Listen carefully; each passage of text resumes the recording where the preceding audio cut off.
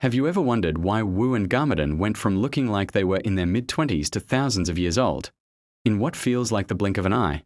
Meanwhile, Lloyd just aged 10ish years?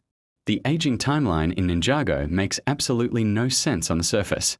But after diving deep into the lore, I think I've finally figured out the dark truth behind this mystery.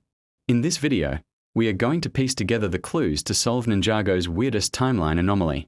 So, let's get started. To find answers, I started by rewatching every single flashback we see in the show. Think about it. The first Spinjitzu master created Ninjago thousands of years ago. Wu and Garmadon were alive for all of it. Yet, during the Serpentine Wars, which happened just 40 years before the main series, they still looked incredibly young. They spent literal millennia looking like young adults.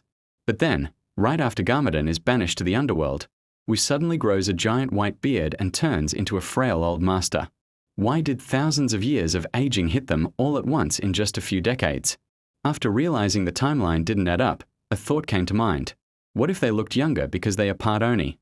We know that their father, the first Spinjitzu master, was half Oni and half dragon. As we know from characters like Mistake, Onis are natural shapeshifters.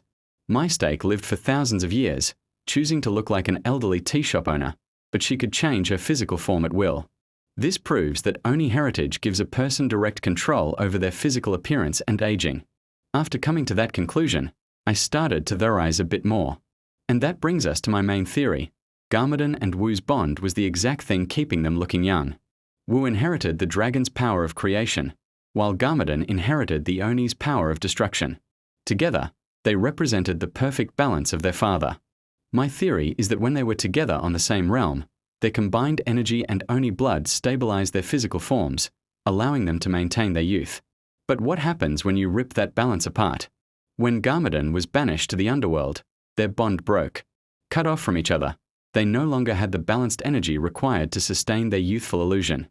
Their Oni shapeshifting faded, and their bodies instantly began rapidly aging to catch up to their actual, thousands of years old chronological age.